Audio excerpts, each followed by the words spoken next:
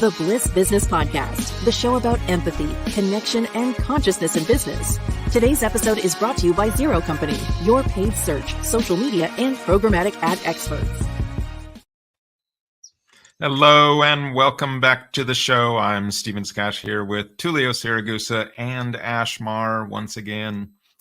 Last episode, we talked about some purpose-related campaign ideas to emotionally connect with customers. Today, we want to take another approach to that emotional connection with your customers. And this is often described as surprise and delight strategies.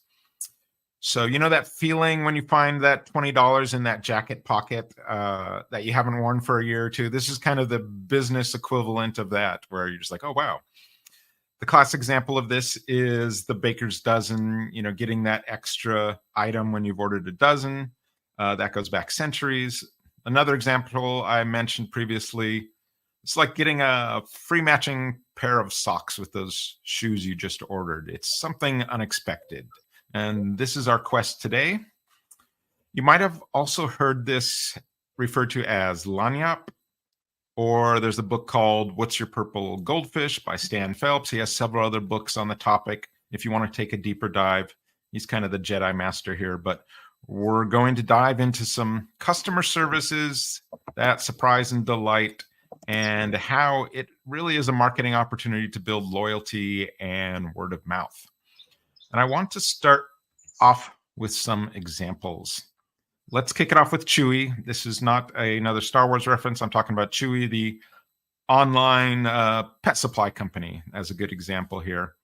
So picture this. A customer had asked if they could return some dog food that was unopened after their dog had died. And Chewy said, yeah, no problem. Gave them a full refund, told them to donate the food to a shelter, and then had flowers delivered with a gift note signed by the customer rep. And they mentioned the pet's name. So first off, good job. Good job being a human. Good job showing some empathy and compassion. Yes, thumbs up, clap. This is the sad time of someone's life, and you just don't want to be like, yeah, you can return that, or yeah, no refund policy, right? They're going above and beyond here, and good job by Chewy empowering their reps. This is how you build that love into your business, how you build that authenticity, right? This isn't a one-off. They do this regularly. What are you guys' thoughts on this one by Chewy? I just don't look forward to that moment. I'm a Chewy customer, but that is phenomenal. Rather than get caught up on, policy is we don't take returns. They just wanted to facilitate a great experience, be there for the customer when it's the most critical time to be there, and do something nice on behalf of their customer and even their pet. And so guess what's going to happen, when that person eventually gets another pet? They're just going to have tremendous loyalty to Chewy because they were there for them. So great job. Seriously, I mean, that is going above and beyond. And just like you said, just being human and just having a lot of empathy in a most difficult moment for someone, but also building an incredible connection as a result of that too. Absolutely. And I have to add to that. I mean, imagine the stories being told to their friends and families after the fact when someone's going through such a loss. I mean, we have my Judy and my knowledge. So I have to imagine myself in that scenario, someone showing that level of empathy, being human. I would be in tears. I would immediately call someone that I would want to confide or someone I want to share this information with that may also have a pet. It could be a network or a community of pet owners that I like to share this experience I had with Chewy. So it opened up a whole conversation too, where someone wants to openly, as an ambassador, speak to something that really meant a lot to them. And I think you get that customer forever. That they get their next pet, their friends get their pets. They're all coming to Chewy for that experience. Ash, is that your dog? That is my dog right now. Saying, don't worry, I'm going to eat the food. I'm going to finish it off. Don't worry about it. She's giving her thoughts on the matter. Don't send anything back. I got it. Right, exactly. So, but yeah, to that, I mean, so if you need the data, there's probably likely you can sell this into upper management or something like that. You got to sell in being human. It's like, hey, yeah, this is going to help you with customer loyalty, right? The metrics of taking this empathetic approach are probably through the roof. You're just going to have a customer for a very, very long time. just by really just, stepping outside of that sort of business as usual approach. Yeah, and Steve, you know what's interesting? I actually have some stats on that specific matter. Let me read them off to you. And this is from an article on Amplify. It says, investing in customer experience not only helps in retaining customers, but also enhances satisfaction and increases cross-selling and upselling opportunities. On average, companies focusing on improving their customer experience see a 42% improvement in customer retention, a 33% improvement in customer satisfaction, and a 32% increase in cross-selling and upselling, according to Amplify. Yeah, so that was what, 42% on customer retention. These are pretty significant stats, and especially if you're talking like in a relationship like this, it could be 15 years or something with that pet. 10 to 15 years. My last dog was 18 years, so it's a long-term relationship, and sure, the metrics are there. If you need to justify this to upper management, you've got stats on taking these emotionally connecting approaches, right? With that sort of surprise and delight. I just like the fact, the ideal way to surprise and delight your customer is not to be fixed in your way of doing things. If you get so fixed on processes, you end up choosing efficiency over relationships. And that is always a dangerous place, because businesses thrive on your ability to nurture great relationships. And I think a lot of companies just fail. They train their teams to follow a procedure and to be very fixed with it. And sometimes they miss a huge opportunity instead of focusing on something more important, like being there for a client or a customer, and building trust and loyalty over time. It's a tough thing to balance, and we talked about this before. That's the difference between purpose-driven and people-centric, or a company that's all just about serving the needs of investors or shareholders. They're not gonna deliver on this desire to surprise and delight, because they're not driven by that. So it all kind of comes together. It's like a domino effect. If you've got the right context in place, the right emotional equivalence to empathy, then you're going to do everything else that aligns around that. To that point too, to validate that, did you know that 96% of customers believe that to be super important? And the fact that businesses are missing that. So Amplify had a stat on that specifically. 96%. They were interviewing customers, and they found how important that customer experience portion of it is. Wow, not surprised. So Tullio, you mentioned at the beginning of that was having the flexibility. I think that's a really good point. So Ritz Carlton, they have this employee empowerment program, and they give employees $2,000 without management approval to solve some sort of customer problem. That doesn't mean, they aren't going to mess up or fail at things, but it gives them a little bit of flexibility to say, okay, hey, I've got this that I can take care of you. And they know, you're at Ritz Carlton. This is the lifetime value of someone there. They said it was the average lifetime value is around $250,000 for a customer there. So this is a high-end, customer, high-end sale. And so they've empowered their employees to have that flexibility just by saying, hey, here's your budget, do whatever that you need to take care of the situation. And, you keep that flexibility going there so they can go above and beyond, right?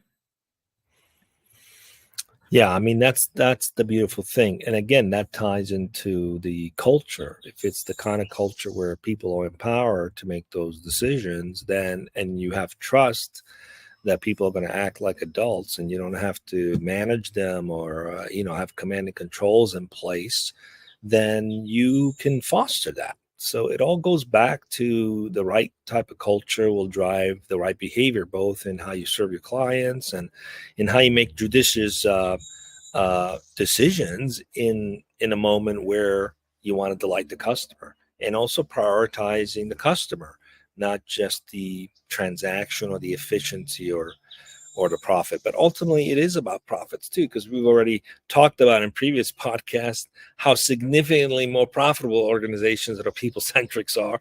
So, it just makes sense. The data's there. People just need to study it and start to look at it a little bit more seriously.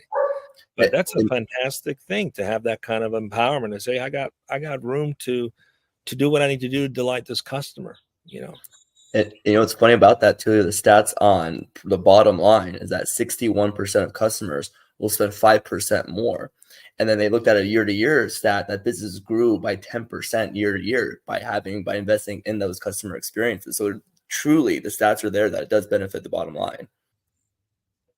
Hey, Ash, when you think about these type of surprise and delight experiences, what comes to mind for you? What kind of company comes to mind? So I travel a lot for, whether I'm going to festivals or visiting friends and family in different states. And I tend to always be running behind in my travels. So a company that really stands out for me is Southwest, because one, their customer experience is super phenomenal. They always bring humor when I'm running for my life. There's always been some kind of joke that they'll bring in, and they'll let me into the cabin. And it's always a great experience. And I talk about the fun snacks. I know their signature is their peanuts. I know other airlines also give snacks, but they have that thing that they always give. I always look forward to. But overall, I think it's just a positive experience. That no matter what my circumstances are, they know how to make me feel really good when I'm in that airline. I really do appreciate that. So that definitely comes to mind when I think of a company that surprises me with their customer experience. Airlines are particularly atrocious at this, I think, of giving you any kind of leeway or going, bending over backwards sometimes. Southwest, it's definitely, part of their culture, right? So yeah, and I'll give an example. I had one airline where I was 5 minutes before the plane was about to leave. So technically I was running behind, and they had every right to close the door on me. Southwest Airlines had the same experience where the lady in front was joking that she was going to close the door on me, but she opened it right up and said, "Get your butt in there." And that was a very vastly different experience from any other airline. Yeah, so I've been in the lodging industry doing promotions and stuff, and that they're really good at surprise and delight, right? They're always just some sort of experience, some sort of little thing. But yeah, airlines have always been, to me, like that's just like a really hard one to pull off. Tullio, what comes to mind for you for a company when you just think about surprise and delight? What? I have two examples. One is the most recent, and then one's a bit of an older one, which is American Express. Back in the day when we had to call a toll-free number to get service for like travel or concierge or things of that sort. And they really were the gold standard in terms of customer service, how quickly they responded, how efficiently, the quality of the reps, the quality of the resolution, all the steps, the follow-up that they would take. And in fact, at the time, being in the IT and the telecom business, quite often, we deal with companies that had major customer service centers, and they would often look at how they were performing against other competitors in the same industry. And I would say you're actually targeting the wrong gold standard. The gold standard you ought to be striving for is like American Express. Why? Because people are used to that quality of service. So when they call you, if they experience a similar quality of service, then you are on equal footing with that experience, versus maybe you're better than your competitor, but that doesn't mean you're creating an experience that is worthy of people's attention. So that was a great experience. I remember at the time, one time I lost my passport. I went through security in Paris with my family on my way back to New York, and along the way from security to the gate, lost the passport. So when we get to the gate to do another security check, didn't have the passport and ended up missing the flight, and called American Express concierge at the time, and they actually called every gate in every area in that section and found it like 2 hours later and called and said, "We found your passport." I mean, talk about delighting the customer. Yeah. They're definitely well known for that, because I even remember when I was like 20 or something, like my father-in-law, he said basically, make sure you get an American Express card, because their customer service is, they're going to help you out in who knows what kind of ways. But Yeah, I mean, it was just exactly the kind of- phenomenal. And and they have different layers as you kind of move up the layers of American Express. It just becomes a phenomenal experience. But nonetheless, even just the green card, they still have phenomenal concierge. Now, this was back in the day when you had to call an 800 number to get service. Today, it's very different. It's a lot more self-service, albeit they still offer the same quality of service. But most recently, I would say Riser, which is the mushroom coffee company. I tried it because it has a lot of health benefits and it tastes pretty good. And I was surprised to get a personalized email every month. It's like, hey, it's time for your new subscription to ship out. How are you doing? Do you need us to wait a little bit? And I was like, first of all, I was surprised that there was actually an individual. I don't know if it's the same individual. It feels like it is. Maybe it's a whole team of people, but they created a feeling that someone actually wrote me and saying, hey, are you ready for, to replenish? And this went on every month. And there were times like, I have too much. Let's wait another couple of weeks. And then I went through a process of like, yeah, I don't know. I'm kind of drinking my regular coffee more and I wanted to cancel. And they reminded me of all the health benefits of the mushroom and all this other things. And I was like, you know what? I happen to have quite a bit of it right now. I don't need a refresh, but I was able to agree to put it on hold. So they maintained me as a customer by putting me on hold. And they'll revisit me in a few months, and most likely I'll have used it up and I'll probably reorder. But that was just a great example where it felt like a very personal touch, a real human responding. And I know it's not a bot because it responds to what I write. So, and it's very personal. So that was that's another example of personalizing a human touch to something as simple as a commodity like coffee, but kudos to them because they were able to hold on to a customer and probably will continue to hold on to this customer, even if I don't have a desire to consume a lot of it. But I will hold on to it because it's a great experience. Well, yeah, I was going to add one more example I have to share because I just had a recent one, and this is more of on the insurance side of things. I'm still going through my situation. I should be getting my car back today. But my accident 2 months ago, Allstate Insurance, the way they curate that experience for me, they had someone walk me through downloading an application. It was a matter of a button press. And before I could even do anything, they already had my rent-a-car already booked. They had everything already set up for me. They had a person coming in, made sure I was okay, all that cool service. And at the very end, my biggest fear was, oh my goodness, I hope I have gap insurance in case my vehicle was towed. Well, I didn't happen to have it with Allstate, but the agent that was taking care of me walked me through the whole experience and said, hey, Ash, you probably have gap insurance with your actual dealer. And he guided me to the dealership. The dealership said, yes, you do. And you're all good to go. So overall, what an awful experience was for me, they made it as alleviated as possible. It was really, they walked my hand. And for me, it's like, my whole fear now was, I don't want to lose these guys as an insurance provider because they were so awesome. I can't imagine. Yeah. Let me highlight the two experiences you guys just talked about here. So Ash, you're talking really about an onboarding experience of this actually using the product, right? The service you're actually using. So this is an onboarding experience where they're looking to really make, a good impression, right? So it's so important making those first impressions on their service, and you can surprise and delight during that process. It's one of the best times to do it. Yeah. Tullio, you're talking about with your coffee, you're actually talking about an offboarding sort of scenario, right? Where it's like, hey, I'm not sure if I want to, keep this or whatever. And they're working with you in this sort of offboarding scenario where you can continue on as a client in some sort of different way or a future customer. And so you've had a different sort of experience at the tail end of those. So those are both like these perfect moments to really focus on when you're thinking about like a surprise and delight scenario. So let me go a couple more examples here, and then we'll move on. But with these surprise and delight, these are really good for social media too, and you don't have to have like this ongoing sort of system of surprise and delight. You can have a promotion that's basically like something totally unexpected. That makes for a great social media exposure too. When I think of this, there was this Taco Bell had airlifted this taco truck to this small town in Alaska it was like 4 hours from their nearest Taco Bell. And So they actually did this as part of this promotion, which, you can think of the natural social media elements here for this to go viral. That was one example. Another one was Lord & Taylor. They told people to post something that they liked from their store with the hashtag obsessed and see what happens next. And this is all they did. So people would post that. And then a week later, suddenly they started getting this flood of these customers calling back, gushing, because Lord & Taylor went out and sent them that exact item for free.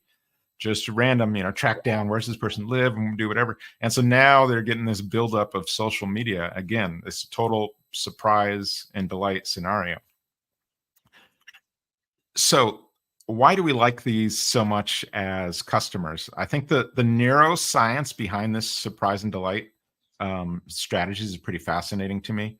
So when customers receive something unexpected, there's like several key processes that occur in the brain that contribute to this positive emotional response.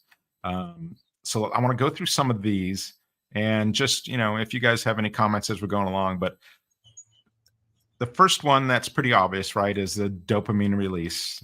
So this is the neurotransmitter associated with pleasure and reward. When the brain encounters something unexpected, particularly if it's positive, it releases dopamine, as part of this reward system, leading to, we all know this, the feelings of happiness and stuff, right? The reward feeling. So dopamine, that's a pretty straightforward one, but let's go a little deeper here. So there's emotional engagement. So surprises can generate stronger emotional reactions than anticipated events, right? So the amygdala, which plays a role in the processing of these emotions, this becomes more active in response to surprises. So this is another area that's kicking in here. Now there's also increased attention and memory formation, right? So the hippocampus, it's involved in forming new memories, right? So novelty and surprise can enhance the activity here. So it's making the experience more encoded in your long-term memory. So this means customers are more likely to remember this unexpected positive experience. So this is just another layer of what's happening to this. Why do we like this so much? So then you also have this enhanced learning and positive association, right? The brain is wired to learn from novel experiences. So when a customer receives this lagniappe or this experiences this surprise and delight, it not only creates this memorable experience, but also associates that memory with positive feelings toward the brand now. So over time, these positive associations, that's going to strengthen your customer loyalty. Still got a couple more here. So a lot going on in our heads, right? So you've got social bonding. So this is oxytocin. So this is often referred to as the love hormone, plays a role in bonding and trust. So positive social interactions, including receiving gifts or benefits from others, can increase these oxytocin levels. So you get this feeling of trust and loyalty toward the giver. So in this case, the brand. So again, another part of what's going on in the neuroscience here, that why we like this so much. Still a couple more. So there's this contrast effect. So this is something unexpected and positive that happens out. So it's against this backdrop of, everything that's routine, right? The normal expected interactions. So this contrast effect, it's surprise, the surprise comes in here and suddenly this is more impactful and it's intensifying your positive feelings toward the brand, right? So just by contrasting, by standing out, you're going to do something there. And then lastly, this is more psychological, but than neurological, but it's this reciprocity principle. Right. So this is deeply rooted in our human behavior. If we receive something that's, value unexpected, and sometimes we feel this sort of nature, this thing we might want to repeat business or give positive reviews or give them word of mouth, recommendations. So no wonder we like these so much as customers, because there's just a lot going on. It's just hitting on all these different areas and it's standing out. It's making sure you remember it. It's, the dopamine, the oxytocin. It's kind of crazy how much is going on inside our heads and why we like this. Any thoughts on that? I have two thoughts. One, I thought, wow, we should hire a neuroscientist to join the agency who would just look at every campaign and just think of every possible ways to enhance those experiences. And then I realized, but wait, we kind of have all this packaged on this idea of empathetic marketing, right? So I mean, everything you've described can be easily packaged as empathy. If you do it right, it triggers all these feelings in people. So then I was like, yeah, we've actually codified it into a platform. It's like if you're doing your business right, and you're building it right, it's just kind of codified it, already, like you mentioned. Yeah, it's already there. But that Ash, could what be do a you think? secret weapon for an ad or marketing agency to have an actual neuroscientist on the staff who could. I mean, you don't want to look be into that a little bit more. You just gave me some ideas. Yeah, sometimes when I think about it, I go, I don't want this to be manipulative, right? But I do want to just inform that there's stuff going on inside of us, why we like this so much, why we're repulsed by something, what's going on, what's happening to us. Yeah. It's interesting. The law of reciprocity has been something very powerful that has been just part of my value systems in life. I believe that every time I give back, that person innately feels that they have to give back to me as well. Now, you could look at it like, if you understand this, you could definitely manipulate, but really what you're doing is following nature. Marcus Aurelius in his book, The Meditations, wrote about this to himself all the time, that we were all born to work together and help each other in every way, shape, or form. He even went so as far as saying, I wake up every day knowing that people are going to backstab me and hurt me and do things that are out of character. But despite all of that, we still have to all work together. So knowing that's the nature of things, right? I think naturally when we actually see it scientifically, all the chemical reactions from oxytocin, dopamine, so on and so forth, I think that ends up becoming a superpower.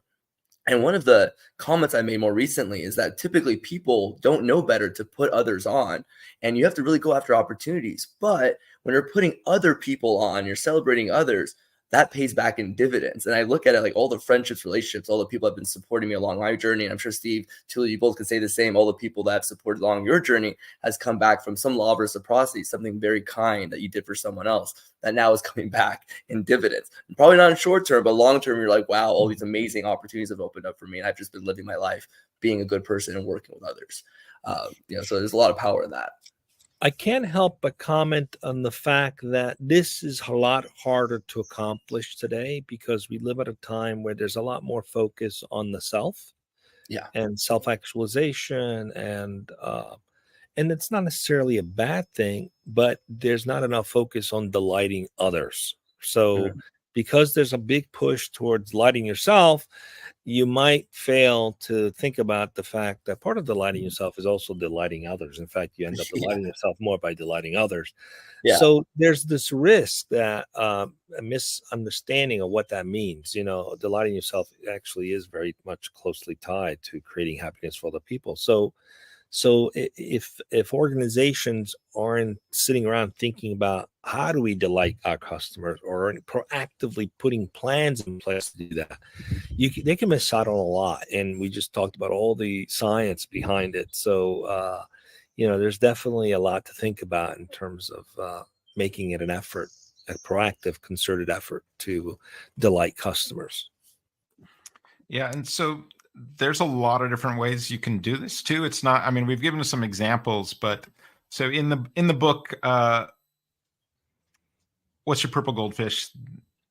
They go through 12 types of examples of this sort of surprise and delight strategy. So let's go through some of those so people can see, it's not just some of these examples we gave. There's just a whole range of ways you can do this. So the first one in there is throw-ins. This is just something small extra added to a purchase, right? Just that you weren't expecting. So obviously we mentioned like the baker's dozen as kind of the classic example, but I think even one of my favorites is if you've ever ordered something from Etsy, a lot of times, those Etsy stores, they'll just throw in something really small and extra in there that you didn't order.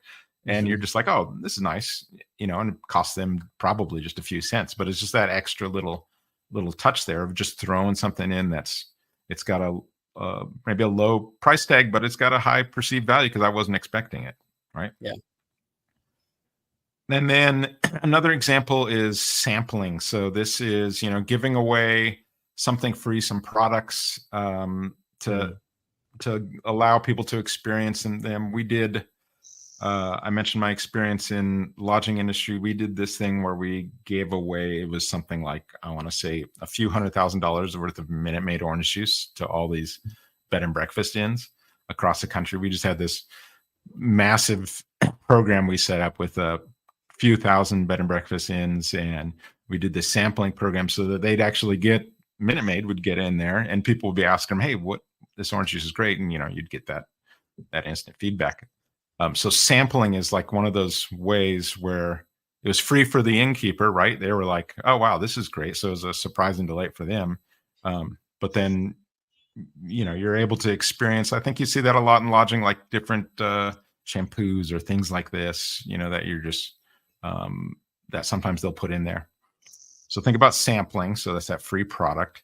Unexpected discounts. So this is something, sometimes you'll see someone go over the top and say, "Hey, let me work on this. Let me give you a special discount. Let me run it up the ladder," something like that. And something that you weren't really expecting, "Hey, if you order this on Tuesday, we can give you that." Macy's is famous for that, the unexpected discounts. Yeah. And I think it's like, you don't want to necessarily, give away the store, right? But if you've got some sale coming up or going on, you're going to sell those things anyway at that price. One of the important things, here's a tip on that, is make sure, like on the receipt, if you can, or whatever the bill is, just show that they got a discount. Just physically show it. Just don't show the regular price. I mean, just don't show the discount price, show the regular price, right? That just makes sense. Smile, right? Little gestures. This is another thing, right? Just being human, right? Just doing something that, is a little more connecting to a person. A thank you note, something like that, right? Just being these little sort of gestures, little gifts you can give. I know Ash, you've done this, right? As we set you up, we've got a program for you to spend. You've got a budget every month to whatever. Yep. Spend whatever on whatever client you want for any little thing. How's that work out? Well, they love it. So after a long meeting, sending a nice coffee, or if we have a successful, a meaningful situation that happens, a goal that we hit, sending them a little gift, or being a part of the team and us working together to make that happen. They all feel that extra connection, like that friendship level. And also it gives me a cushion when things aren't always going great. That client feels that connection that, hey, we're doing our best, and they feel that law of reciprocity. Oh, Ash has done so good, but also it's given us enough to give us that cushion, to give us that little break for us to be able to solve problems. So it's a great success. And they get excited. Sometimes I get asked for, "Hey, am I going to get another coffee this week?" Things like that. Yeah. Well, and that's even a small one. We've had, I don't know, it was a few weeks ago, employees, they had some sort of tragedy in their family, and our employee was able to send them flowers, right? And they had a budget for that, and it was, not something they needed to run up the ladder or anything. It's like, no, you've got free reign to take care of people. And so that's really what you're doing is, it's been a long meeting or whatever, right, Ash? And you're like, "Oh, sorry for that. I'm going to take care of it." Yeah, exactly. We talked a little bit about onboarding and offboarding. So pay special attention to the first and last impressions. I think this is the area for this lanyap, this, surprise and delight. Those first impressions, if you mess up, the first 90 seconds, it may take you a week to get that back. I mean, so they've studied this. It's like those first impressions, those first couple minutes of interaction is really, you've got to pay attention on that. And then it goes even that first hour, right? That first hour of interactions, you really got to pay attention on the service. So Ash, you just went through the insurance thing, right? So all of that is really, this is your first impression of experiencing the actual service. And something goes sideways there, you're like, "Oh, I'm switching." Well, Steve, you want to hear the stat on that one? Sure, 89% of customers dip out to another brand if they have an unpleasant experience. So if I mean, mind you, I was in an unpleasant experience being in an accident in the first place. I was already very anxious on the phone. I did not want to have to download an app, right? So they could hear the intensity of like, "I don't want to do this, right?" But that they calmed me down. They walked me through the steps. And when I saw what the process was like, the onboarding, it all made sense to me. I was like, no, these people had my back, and they really took care of my experience. Now, mind you, if I had a bad experience, I couldn't figure out who to call, and they kept forcing an app and weren't really helpful, I would have been out. I would have called Geico. I would have just jumped. I would have, moved on, so that would have left it traumatizing. I'm already not in a good state. You're not helping the matter. So, yeah. Yeah, it's definitely, I mean, that's Not just to compete with your insurance company, but I just had a total accident in January, and Oh, Geico was like one call made it so simple. But within less than a week, everything was paid for. So yeah, that's amazing. Even better. just saying. No, but you reminded me of like, yeah, Yeah. that was really painless. Like it was Yeah. like just so simple and fast and like not a whole lot of paperwork. So you're right. But if it wasn't, you'd be like, yeah, I think I'm gonna need to find someone else to work with. So Yeah, exactly. So continuing on these 12 items, I think you guys both mentioned this next one. It's follow-up, right? It's that follow-up sort of after you're using the service to make sure everything's going all right. I know we do this in our agency where we've got like a senior account manager is going to follow up and just check in, because this might be a time they can tell them something that they aren't telling their regular account manager, or just having access to someone else at the company is just always important. So that follow-up stage, again, this is a really good time to surprise and delight. I'm sure, and I know actually we do still do some of that same gift giving, after that little process. Hey, thanks for taking the time. I really appreciated the half an hour meeting. And we do some sort of, nice gesture there as well. Another of these 12 is added services. So something that's not typically included for us, that might be just having someone go above and beyond. If we're just focusing on some paid channel, we're giving them tips on maybe SEO as well or something, right? Like that. And that's just the account manager saying, hey, actually what you should do is this, this, and this. And so this is kind of that added sort of service where it's something that, is going above and beyond. Another one, and this one you may not think about a lot, that surprise and delight, it's entertainment.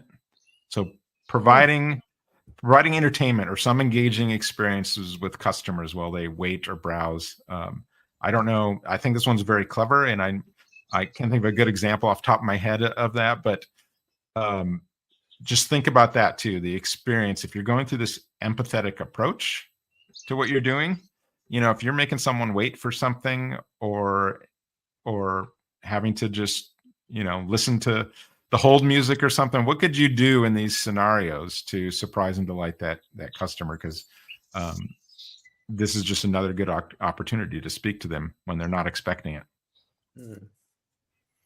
A couple more. We've got convenience. So making customers' lives easier through convenience. What do you guys think of when you think of an example here? Well, I had mentioned earlier sort of the gold standard in the 90s of customer service or the customer experience was American Express. Today, it's Amazon. It's just simple. It's convenient. You get the stuff sometimes the same day, sometimes the next day, or worst case within 2 days. And if you're not happy with it, you can return it. And sometimes you use something and you turn around 2 weeks later, like, yeah, I don't really need this. And you can return it. And there's the no longer needed option on the return, which just blows my mind. Like, you don't have to explain. I just no longer need it, So, I mean, the point is they've made it so simple. And yet, they've also created it where they understand how to compete with the brick and mortar retailers, right? Because in the brick and mortar, you get to go there, you try something, you feel it, you test it, you touch it, right? And then you take it home, right? So the likelihood of returning it and so on isn't there because you've been there, but you don't get to have that experience when you order online. So you have to enable someone the convenience of, yeah, this isn't for me to return it without any questions asked. And they've mastered this, and which is why I think 48%, I don't know the exact percentage, but it's high up there, of the US population actually shops on Amazon because of this convenience. And it's phenomenal. And sometimes you want to return something, it's like, oh, just keep it and donate it, and we'll refund it. It's like to talk about the surprise and delight, like throwing little giveaways. I wonder if that's part of their strategy, because I was thinking as you were talking, I'm like, why did they do that sometimes? Like, oh, just hold on to it, donate it, and we'll refund it. You don't have to return it. Maybe that's their little way of infusing a little little gift once in a while for something that you were gonna return anyway. Who knows? But definitely they've mastered, and they're the gold standard on retailing or e-commerce for convenience, for sure. I have to piggyback because my experience with Amazon, they've saved every Christmas and every birthday, because I'm a procrastinator. So I tell myself I'm going to go shopping and actually feel and touch the gifts I'm going to buy for my friends. And next thing I know, I don't have any time for that. So that last minute purchase. And to Tullio's point, when they sent me an extra drum set, and I said, "Oh, you guys sent me 2 by accident," they said, "Oh, well, go ahead and keep it. That's on us." What? That was done. At that point, I'm not going anywhere else. But I think another example I have to give, and this is from my experience with working with a company like CarMax, where they took the buying process, the most tumultuous negotiation process when it comes to buying a car. You go in there ready to negotiate and argue, and it becomes a tumultuous experience. And they said, "No, we're just going to take that away and make this a help you process. We're going to guide you into the right vehicle, and the prices are what they are. So don't worry about coming here and negotiate. It is what it is. You either have the credit score or you don't, and we're going to guide you on the right car that fits your needs." That's a completely different experience where I'm not feeling any pressure. I'm just going in there and like, "Oh, okay, now I have this option, that option, this option." And then their follow-up after the fact is what's kept me going to CarMax over and over and over again. But they were like, "Hey, there's a huge pain point in the car industry. Let's just eliminate it." And it created a great experience for people. And I think they'd create their own marketplace that way. Yeah, I think there's a couple companies that do that. CarMax is really good in that car. I mean, this is it's such an awful experience, right? I know also, like, if you've ever bought a car from a rental car company, that they make it super easy too, where I think they delivered it right to my mom's door, and it's just, no hassle. And this is the price.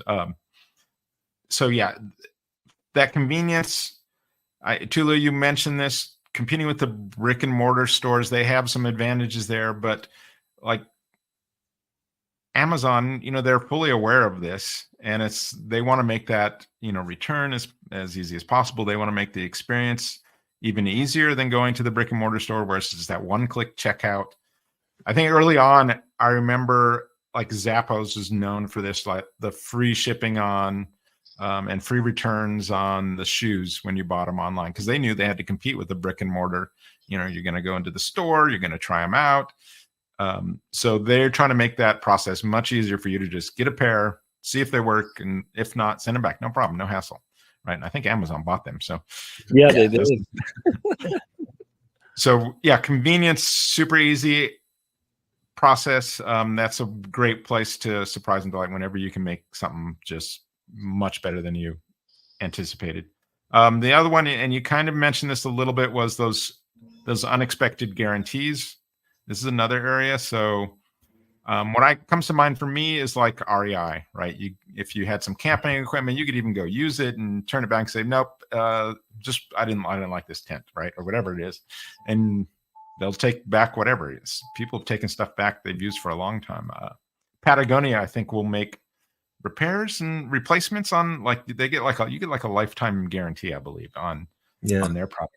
So I think Coach has that on their bags too. Coach and some others, like lifetime, they'll fix a repair. I mean, it's pretty impressive when they do stuff like that.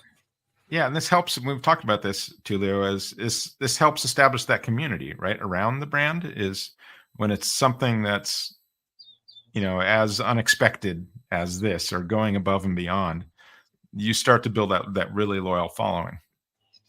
A couple more here. Personalization. So customizing a product or experience to an individual. That's another area where you can surprise and delight them. I think I mentioned Chewy. They actually knew the pet's name and wrote it in that note. I mean, how personalized is that? And especially at that time. Last one, handwritten notes. So we just talked about it. And we've done this in the past too, where it's just, hey, no one does this anymore, right? So just send a quick thank you, handwritten note, send it off. You got all this noise in the digital environment. Now you're getting something, analog here. It's just a good contrast, and you've taken a little extra time out of your day to just personalize and think about someone. Any last thoughts on those before Ash? On the handwritten note, I actually met the founder of a startup at SaaStr last year in San Francisco, who actually, their business is these handwritten notes. You'll type it out and they will print it where it looks exactly like it's been handwritten, and they ship it out on your behalf and mail it to someone. It was just a brilliant idea on this concept of handwritten notes. And you can't tell that it was not handwritten by you, but just I don't know if they took off or not, but I was so impressed with that idea. I'm like, because I don't have the time to do that all the time, but it'd be nice to be able to do that every time you want to thank a client or someone. So, and also my handwriting is atrocious now since everything. I know a couple of our staff members, this person must be a serial killer, because what is going on in this handwriting? We're going to get someone to write that note for you. Exactly. Because when is the last time you hand wrote something? Am I psychotic? Looks like a script from a doctor's office. That's how my handwriting is now. Ash, you've gone through a bunch of stats. You got anything left in the? Yeah, let me pull a few more. Yeah, so this is actually from Smart Carrot, customer success. They mentioned that providing a high quality customer experience can also lead to significant cost savings, up to 33% of customer service costs, which I thought was really interesting. We talked about brand loyalty. About 96% of customers saying it's crucial. We talked about positive customer experience make customers 77% more likely to recommend a brand. But then 89% was mentioned to switch brands after an unpleasant experience. So Smart Carrot said that one. And Millify brought up that 86% of consumers would leave a brand after just 2 poor experiences, highlighting the thin line businesses walk in maintaining customer loyalty. So there's a lot of data here on the benefits of having that purple goldfish and giving back and creating an amazing experience. I mean, just from the bottom line perspective to the retention of customers, to customers themselves feeling it's super important. And the fact that Tullio had mentioned that a lot of businesses are not taking the time or as much time, but customers are saying that it's that important to them. It's crucial. I think there's a huge opportunity there. Yeah. If you're not listening, you're not showing empathy. I mean, that's those businesses ought to look at the design thinking principles. Then they start listening a little bit more about what customers saying. The data's there. You're just not listening. Exactly. Can't help you if the data's there and you don't do anything about it. We're trying to cater to the 11%, the ones who don't care. You can put your hand in the sand like an ostrich, but data's there. Take decisions on it. So, so one last tip. We're talking about surprising and delighting your customers, but if you're management or leadership, you can also do that to your team.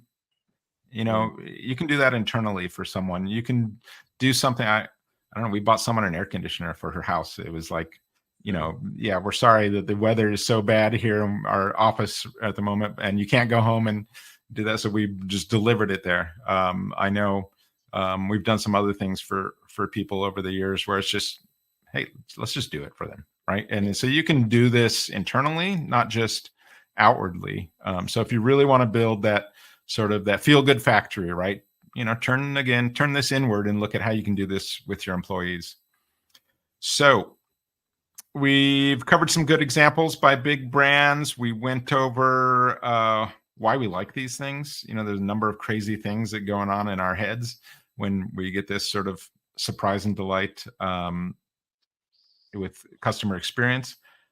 We went over the 12 different types of strategies for these. And again, if you want to dive in this deeper, there's the book by Stan Phelps. He's got a number of these books on, what's your purple goldfish? He's got other different color goldfish as well, but in his series. But there's a lot on just this surprise and delight and customer experience. Ash hit with some stats throughout the show. So, it's a thin line, 1 or 2 bad experiences, and like you said, someone's going to dip. And again, so this is all about how you can build love into your systems, right? How you can create that bliss business. You need systems like these. You need to go through these exercises. Like we did last show, we're going to go over ideas for small businesses for surprise and delight strategies. We mentioned some big name brands today. We want to go through some ideas for small businesses now, things that anyone can do. And I can't imagine there isn't a business type that this could apply to. So let's get the creative juices flowing on the next Bliss Business Podcast.